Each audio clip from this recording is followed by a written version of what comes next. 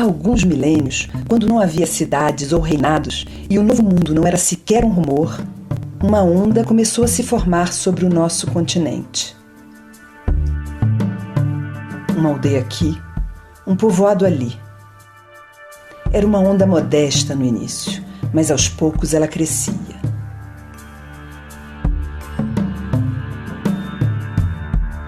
Pouco se sabe dos primeiros brasileiros.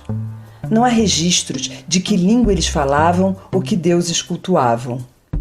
Ainda se discute quando o ser humano primeiro pisou neste recanto do hemisfério ocidental e por onde ele chegou. Século após século, a onda humana ganhava vulto e feições. Espraiou-se das fraldas do Oceano Atlântico até as matas fechadas da Amazônia e dos prados do sul às encostas da Cordilheira dos Andes, até encobrir o lombo de terra continental que viria a se chamar Brasil.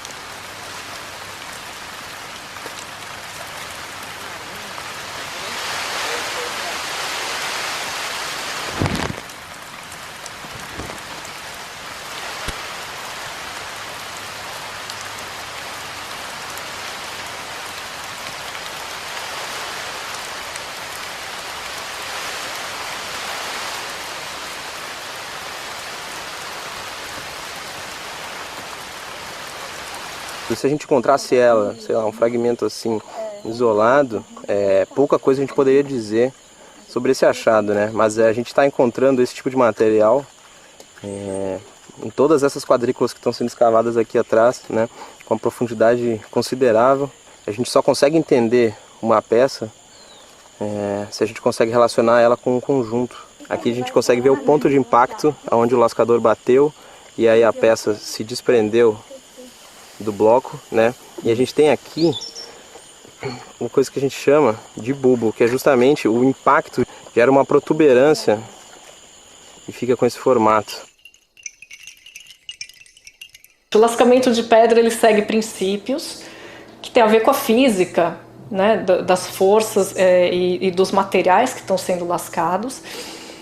E tem variações de como então você vai usar as diferentes técnicas.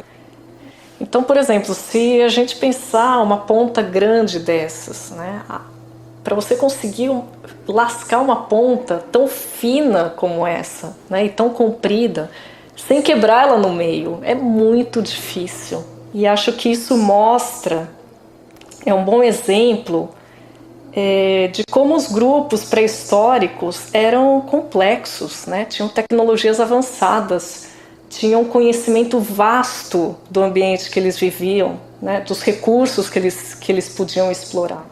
A produção de uma ponta de flecha, na verdade, não passa só pela questão do lascamento, que por si só já é muito complicado.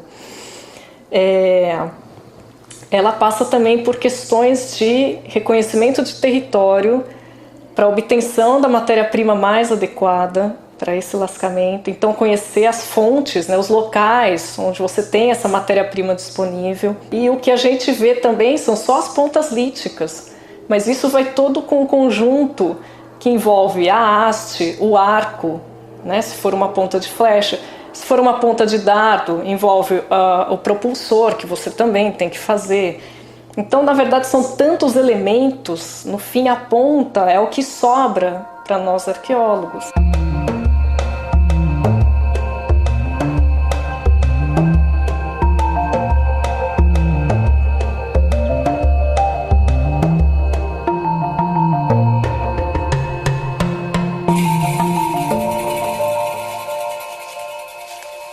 Os instrumentos de corte, para cortar o bife, para trabalhar a madeira, não sei o quê, eles fazem com as matérias-primas que estão num raio de 2 km, quartzo ou quartzito. Tem algumas coisas de sílex, mas são muito raras. Sílex era uma matéria importada, diria. Então a gente encontra muito pouco e encontra retalhos de instrumento. E a gente não encontra os instrumentos, porque eram preciosos demais.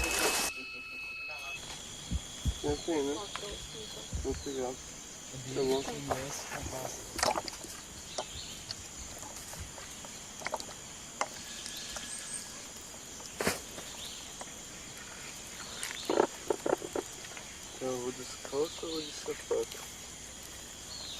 Caçador-coletor é um conceito que isso que é interessante. Ele foi criado para definir sociedades etnográficas, principalmente, e não sociedades arqueológicas, né? Não culturas arqueológicas. Então, a arqueologia, a partir do século XX, pegou emprestado esse conceito da antropologia para explicar determinados contextos arqueológicos, né? Mas esses arqueólogos, eles achavam que a floresta, o ambiente tropical, não ofereceria alimento suficiente para uma população se sustentar se não houvesse agricultura, né? A falta da agricultura, ela sempre foi também um importante marcador para definir sociedades caçadoras-coletoras, né?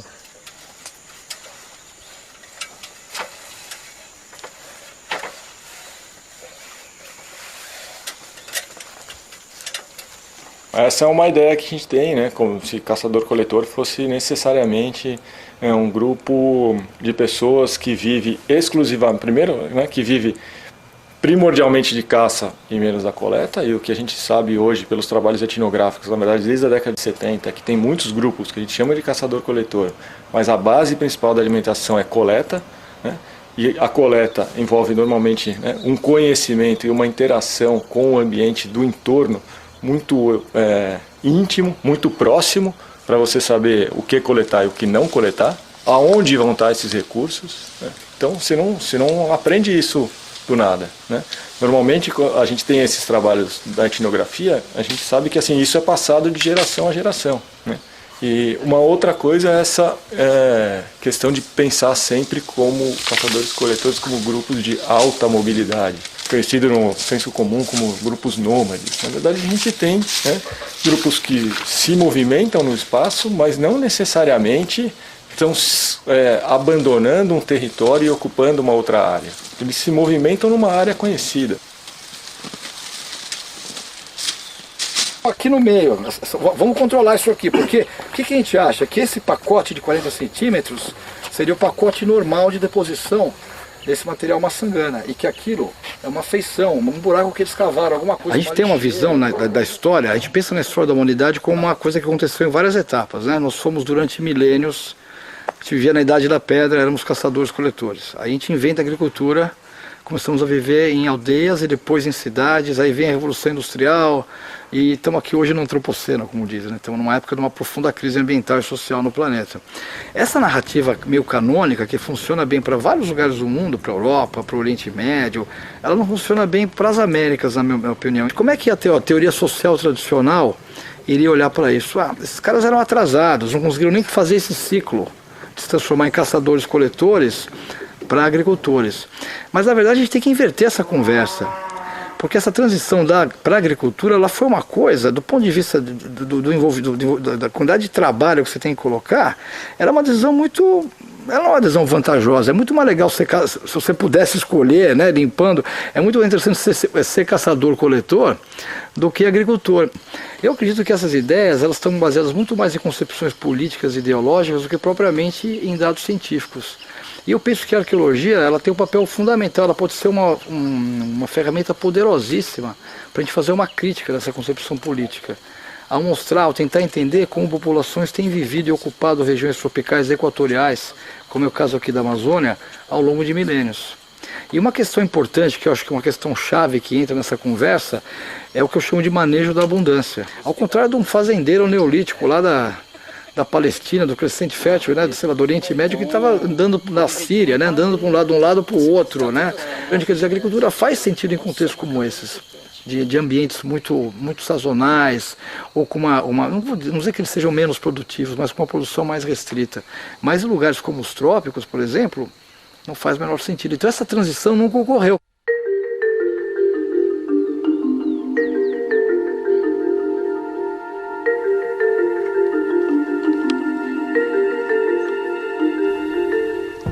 acordo com o que aprendemos na escola, o Brasil demorou muito para ser ocupado.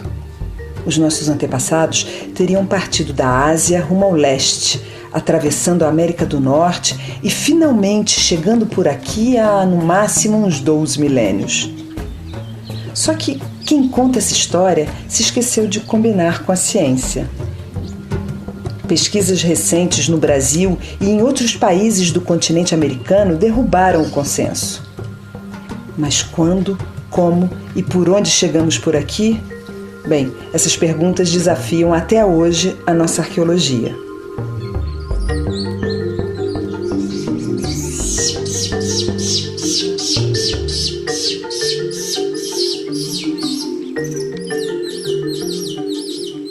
Sem dúvida, eles vieram da África para cá, porque a África, há cerca de 130 mil anos atrás, passou por uma seca muito grande que originou os desertos. E é conhecido que os povos que lá viviam pegavam então os barcos e iam para o mar para pescar, para ter comida. E as correntes e os ventos trazem da África aqui para o Nordeste. O que parece mais plausível, sobretudo levando em conta as proximidades morfológicas com a parte ocidental do Pacífico, é que tenha vindo a partir da Ásia. Então, teria dois caminhos principais nesse caso, um que seria pelo oceano, outro pela terra, subindo pelo Estreito de Bering, que em vários momentos, há mais de 2.000 anos, era imerso. Então, isso bate, porque nessa época estava acabando a glaciação, não é? O gelo já estava voltando a retroceder para o Polo Norte. Mas ainda o mar estava bastante abaixo do nível atual. Então você, entre a Sibéria e o Alasca, você tinha uma ponte de terra, né, que nós chamamos de berinja, né? Então era perfeitamente factível que as populações siberianas, né, num movimento normal de expansão populacional, tenham chegado à América através da berinja. Na Ásia, antes de ter essa população que tem hoje, que nós chamamos de mongoloides, né, com o olho esticado e tal, né, também tinha uma população similar aos australianos de hoje. Nós criamos aí um modelo de ocupação da América, que a gente pôs um nome pomposo, do qual eu me arrependo até hoje, que nós chamamos de o modelo dos dois componentes biológicos. Primeiro vieram os paleoamericanos e depois vieram os ameríndios. Nós estamos falando de datas, a primeira migração nós estamos provavelmente falando de alguma coisa aí por volta de 14.000 anos. Então o fato de que os primeiros americanos tinham uma morfologia craniana, um aspecto craniano, né, muito diferente dos índios atuais. Você pode explicar isso de duas formas. Uma forma é a nossa, é dizer, é diferente porque isso está associado a duas migrações que vieram da Sibéria. Já devem ter saído de Lagoa Santa quase 300 esqueletos, dos quais pelo menos 100 permitem serem medidos. Lagoa Santa, gente, é uma situação muito especial. Você não tem nenhum outro lugar no continente inteiro que tenham essas variáveis em Lagoa Santa. Você teve uma densa ocupação entre 11.000 e 7.000 anos. Os homens que habitavam a região tinham por hábito sepultar os seus mortos dentro de abrigos e cavernas, E esses abrigos e cavernas, por serem calcários, promovem uma excelente conservação do material.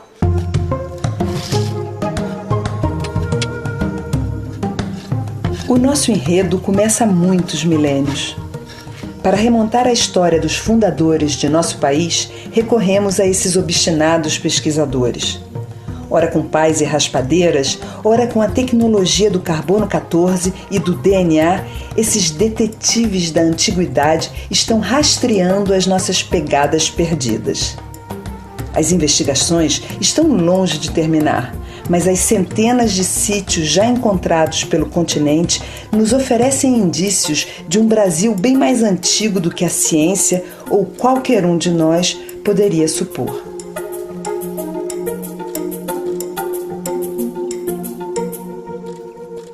Mas o arqueólogo, ele está interessado principalmente no uso do estudo da morfologia craniana como uma ferramenta para fazer inferência de ancestralidade.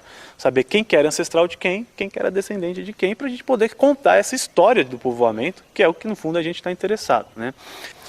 O que acontece é que essa morfologia de Lagoa Santa, há 10 mil anos atrás, ela ocorria em diversas partes do mundo nessa mesma época, né? E quando você compara a Lagoa Santa com a Europa, há 10 mil anos atrás, por exemplo, esses crânios são extremamente parecidos também. Isso quer dizer que se eu fizesse o exercício contrário, fizesse uma análise onde eu só tenho os crânios de 10 mil anos da Europa, e não tenho Lagoa Santa, e comparo com as populações atuais, os crânios da Europa há 10 mil anos atrás também são mais parecidos com os australomelanésicos de hoje do que com os europeus atuais, né? Isso mostra que, na verdade, essa morfologia que a gente observa aqui em Lagoa Santa é o que a gente chama, né, no jargão, de uma morfologia generalizada, né, uma morfologia que ainda não se diferenciou. Mas a verdade verdadeira, por assim dizer, é que a morfologia craniana não é o melhor indicativo para você fazer esses estudos. E o marcador por excelência de ancestralidade é o DNA, particularmente, né, os marcadores neutros, né, que são justamente os marcadores que se usam, por exemplo, para fazer um teste de paternidade, né?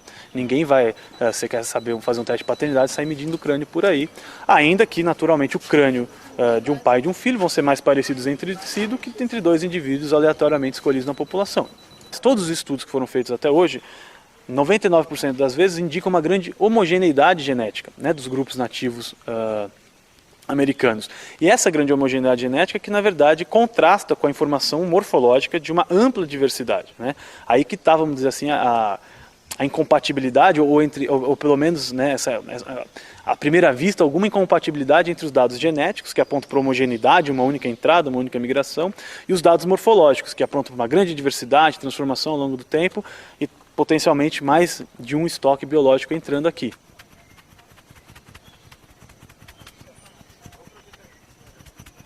Tem muitas pesquisas, né, sendo feitas no Brasil, a gente tem vários dados novos, bastante relevantes, para entender esse contexto na América do Sul, quanto especificamente no Brasil, né?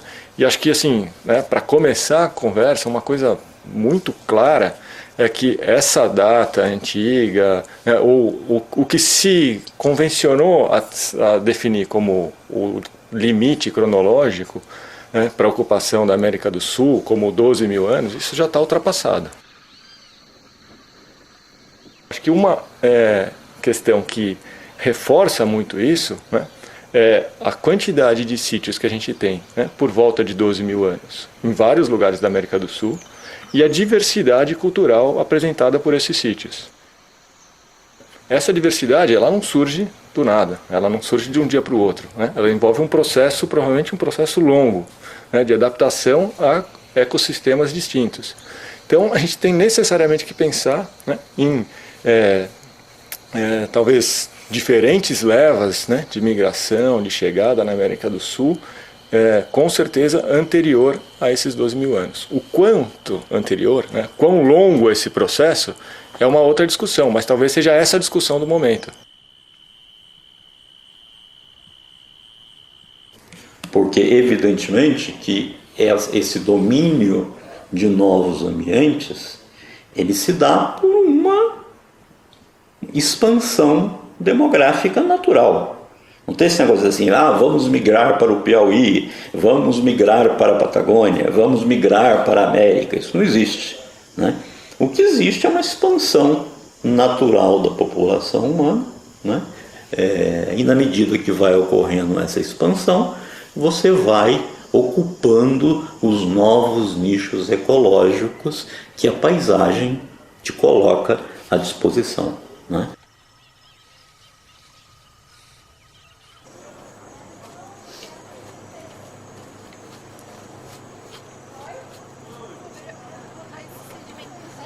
Em 2012, a gente deu início a uma colaboração com esse grupo do Max Planck em Iena para tentar extrair o material. E, na verdade, no começo eles estavam extremamente céticos da possibilidade de se encontrar material genético, né, nesses esqueletos. E, para surpresa de todos, apareceu algum DNA nesses ossos, né?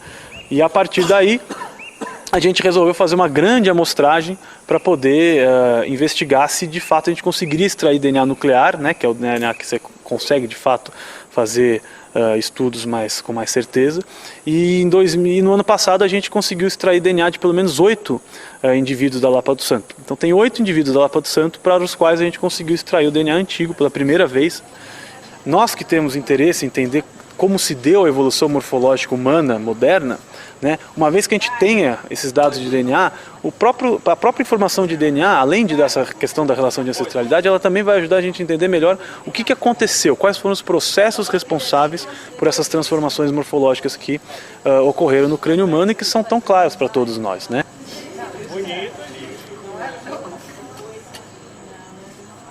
A gente pensar a arqueologia como história indígena, né? Então, quando a gente está falando de arqueologia, eu estou falando de 10 mil anos, eu estou falando de 5 mil anos, na verdade eu estou falando da história dos povos originários, dos povos nativos do Brasil. Então, acho que isso é relevante para a gente entender que existe uma trajetória específica dos grupos que ocuparam e ocupam hoje ainda, né, o território chamado de Brasil, né? Então existe uma história prévia, existe uma história aí de 12 mil anos ou mais, né, que a gente tem que entender, que a gente tem que valorizar para entender a nossa situação, para a gente entender o contexto atual desse país que a gente vive.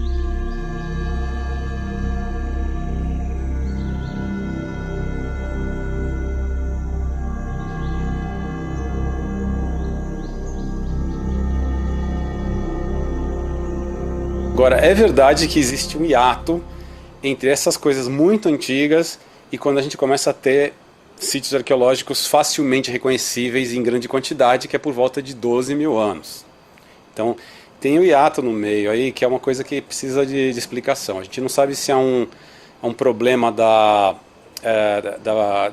preservação dos sítios, que talvez tenham sido todos erodidos ou fortemente soterrados por conta de um evento climático muito intenso que teve nesse intervalo, entre 26 mil e 18 mil, você tem uma coisa chamada último máximo glacial, com mudanças climáticas globais de grande amplitude que podem ter contribuído para esses sítios terem sido erodidos ou profundamente enterrados, e talvez por isso que a gente não encontre sítios desse período, encontra os mais antigos e encontra os mais recentes, é uma possibilidade.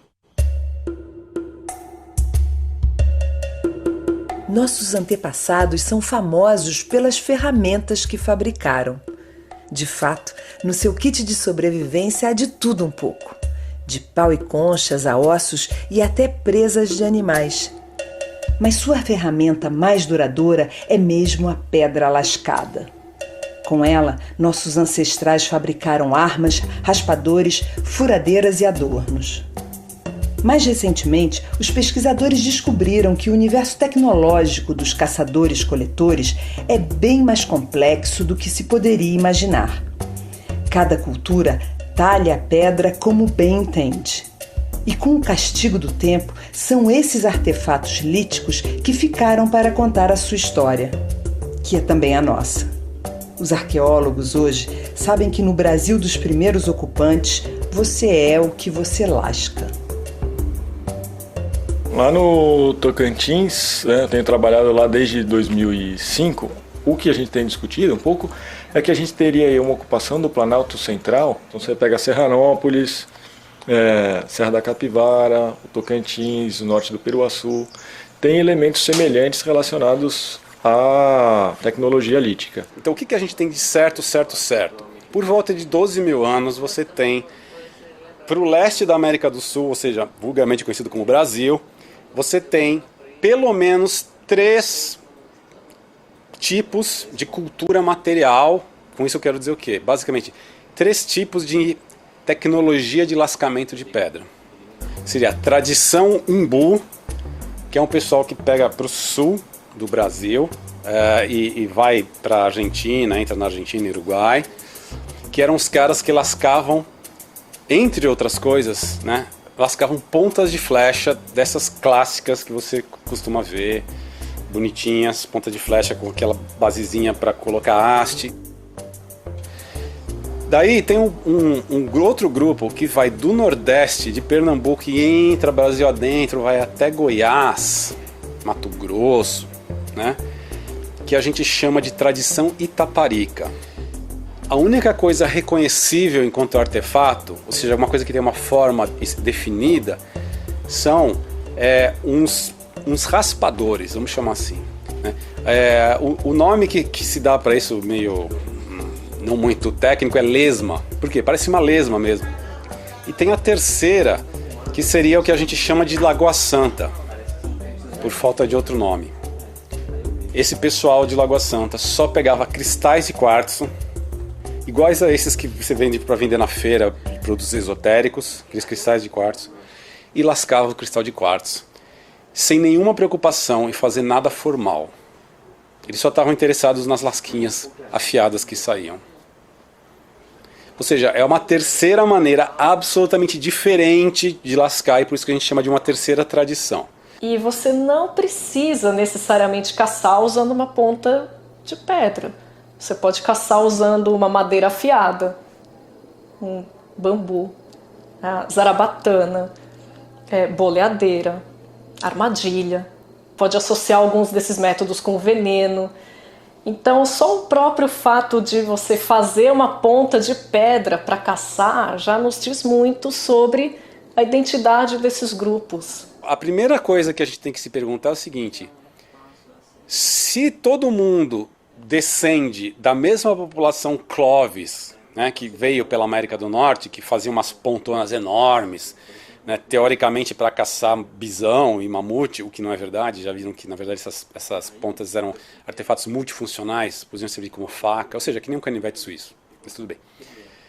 Esses caras vindo da América do Norte e tal, teria dado tempo deles perderem totalmente essa tradição que eles tinham de lascar pontas grandes e ao mesmo tempo se transformarem em 3 coisas absolutamente diferentes em 1500 anos? Não. Não tem explicação para isso. Não tem nenhuma explicação parcimoniosa para isso. Por quê? Porque você tem que dar tempo para que essa diferenciação cultural aconteça entre grupos. Então não é que de um dia para o outro você resolve então fazer uma lesma, ou é que um dia para o outro você então cria uma ponta de flecha. Esses artefatos, na verdade, eles nos dizem sobre verdadeiras visões de mundo diferentes. São visões de mundo que têm a ver com a parte lítica, sim, que é o que a gente estuda, mas que provavelmente se refletem em outros âmbitos de um cotidiano pré-histórico ao qual nós, arqueólogos, não temos acesso.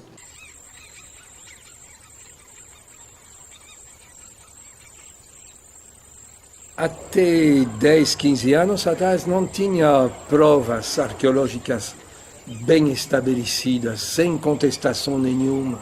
Às vezes, confusões de pedras lascadas, talhadas, com pedras naturais quebradas. Santelin provocou, pela qualidade dos dados obtidos, uma nova abordagem livre.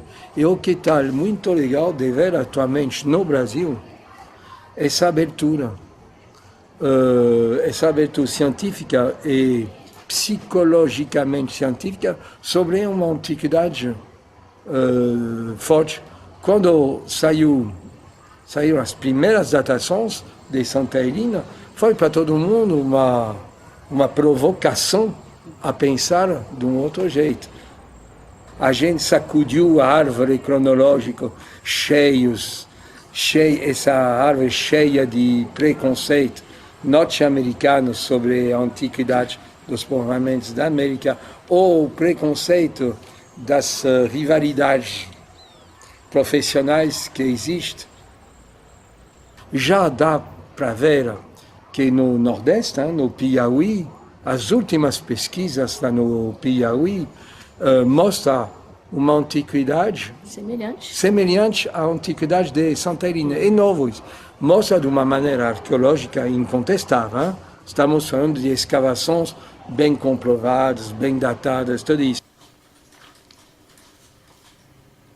Então imagine que nesse período de 27 mil anos atrás, o homem teve essa capacidade de trazer daquele grande esqueleto de ossos gigantescos, sabendo que essa fauna extinta, que é a preguiça gigante, ela possui milhares de ossículos, osteodermes.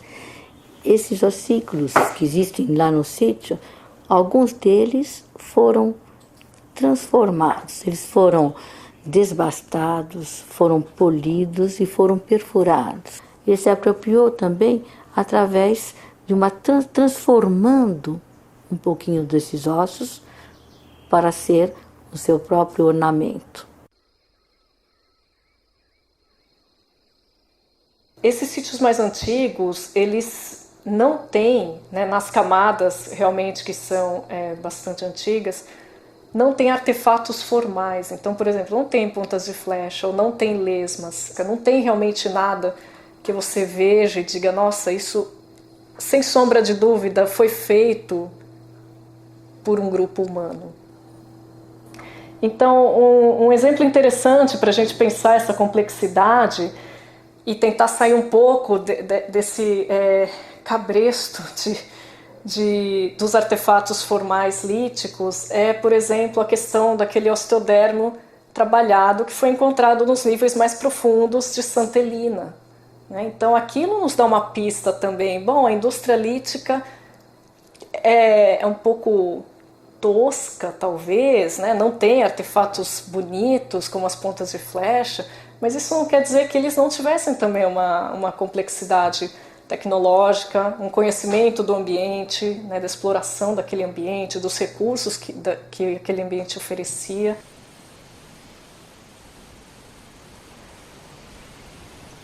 No maciço calcário do Garrincha foi escavada na década de 80 pela doutora Niede Guidon e a equipe, e eles encontraram, na época, dentro da caverna, 2 dentes humanos que foram datados pela técnica de radiocarbono entre 12 mil e 15 mil anos. Então, seriam vestígios bem antigos, em termos de vestígios humanos mesmo, antrópicos. Os dentes tinham uma característica interessante, eles são semelhantes a esses que foram encontrados depois, anos depois, com a continuidade das pesquisas, e o que tem de interessante é que são dentes do tipo arcaico. Continua sendo sapiens, mas é um tipo que tem os ossos do crânio um pouquinho mais espessos. Na entrada também da caverna do Garrincha, a doutora Niede Guidon encontrou esse fragmento de osso do crânio, é um fragmento de parietal humano, e ele é mais espesso. Ele foi analisado e identificado como um osso do tipo arcaico. Então a gente tem para a região, além dos sítios arqueológicos com fogueiras e pedras lascadas, com idades de 50 mil anos, a gente tem vestígios humanos, de ossos humanos, entre 12 e 15 mil anos. Nós temos também datações extremamente antigas, datações de carbono 14, nós chegamos até 58 mil anos, que é o limite máximo, mas por termoluminescência nós temos datações que vão até 100 mil anos.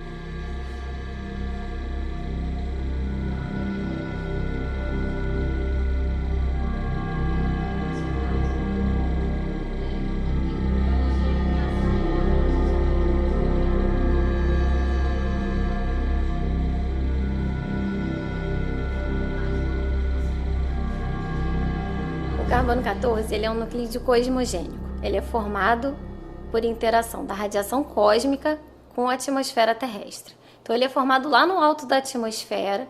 O carbono 14 se mistura ao oxigênio, ele vira monóxido de carbono, depois ele vai virar dióxido de carbono. Esse dióxido de carbono vai ser absorvido pelas plantas na fotossíntese e vai passar a fazer parte da estrutura da planta.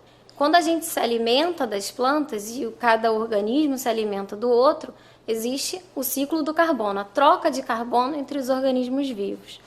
E quando a gente morre, a gente para de trocar carbono com o meio ambiente. A partir desse momento, não existe renovação de carbono 14, só decaimento existe.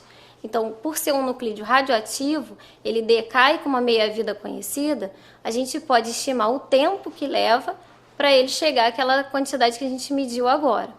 Então, é através da medida da concentração isotópica hoje, num organismo, que a gente calcula o período de tempo decorrido e faz a datação.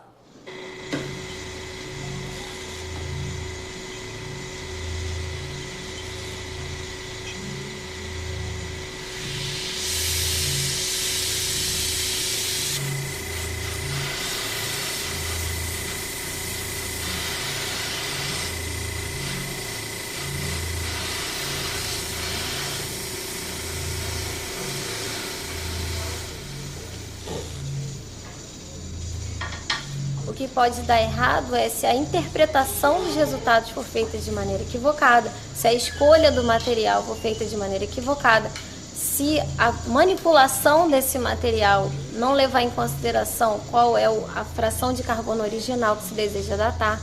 Então, na verdade, o fundamento da datação é a parte inquestionável.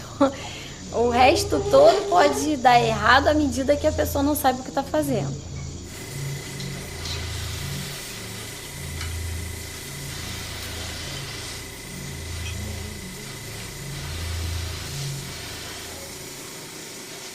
Quando a gente fala o mais antigo, sempre vai ter alguém que vai achar amanhã ou já achou ontem, você não sabe, uma coisa mais antiga. Que são perguntas que são, vou dizer, irritantes, né? Podemos dizer que tem coisas antigas e tem coisas que foram encontradas, enterradas, porque elas foram feitas antes que a acumulação da terra, que se faz aos poucos, tivesse chegado no lugar dela. Então a gente sabe, por exemplo, que se você encontra uma pintura na base da parede, que essa parede foi depois aterrada, então ela é anterior ao aterramento.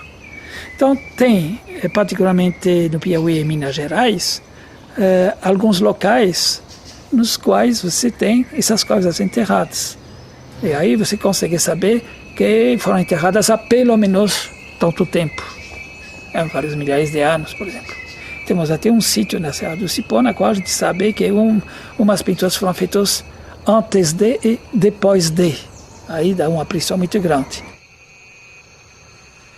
Na Pedra Furada achamos blocos caídos no solo com 27 mil anos. Quer dizer, se ele caiu com 27 mil anos com figuras, essas figuras foram feitas antes. A datação mais antiga que nós temos para pinturas aqui é da ordem de 28 mil anos. O que mostra que eles começaram a pintar aqui no mesmo momento que começaram em outras regiões do mundo. Não sabemos o que os caçadores-coletores contavam uns aos outros em torno da fogueira. Muito menos que lições uma geração repassava para a próxima. Mas uma coisa é certa. Desde o início do povoamento dessas latitudes tropicais, os brasileiros sempre gravaram suas histórias.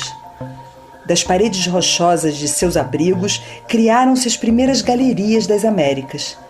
Ora abstrata, ora repleta de detalhes da fauna e da flora que os cercavam, a pintura rupestre é o retrato não falado de um país em formação.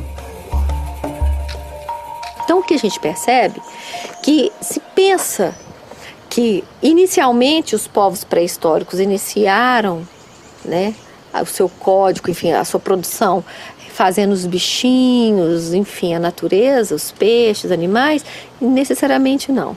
E a gente vê que exatamente no Peruaçu nos mostra o contrário. Os caçadores faziam as grandes figuras abstratas, coloridas, com 2, 3, 4 cores até. E os mais recentes, possivelmente já ceramistas, agricultores e horticultores, desenhavam os animaizinhos pequenos e, a princípio, de você vendo com os nossos olhos, uma pintura mais tosca, com pouca elaboração temática, vamos dizer assim.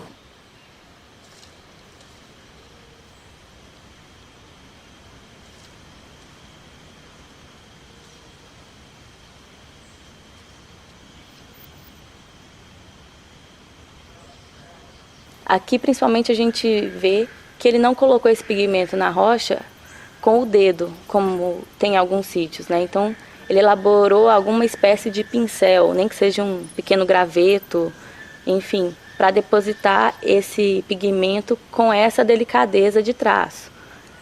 Para além disso, esse indivíduo também, ele observa com uma riqueza de detalhes bem interessante a natureza. Tem algumas pinturas que a gente observa o detalhe da galhada do veado, do casco.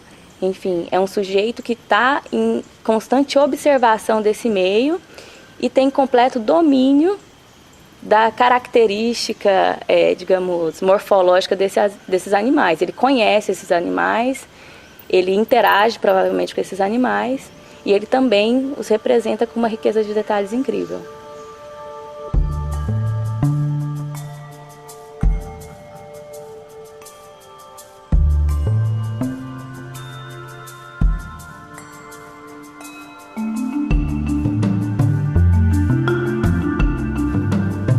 A linguagem escrita demorou muito a chegar por aqui, mas aonde quer que fossem, nossos ancestrais representavam o seu mundo, com tinta, argila ou picotada em pedra dura. Sua arte sobrevive nos paredões de granitos de Minas Gerais e nas cavernas da Amazônia. Diferente de nós, os primeiros artistas brasileiros não distinguiam entre o útil e o belo. Com traços por vezes ousados, outras vezes cheios de delicadeza, e com tintas extraídas de plantas e minérios, eles desenhavam todo um universo, onde o mundano se confundia com o sagrado. É esse universo que exploramos no próximo episódio de Arqueologias em Busca dos Primeiros Brasileiros.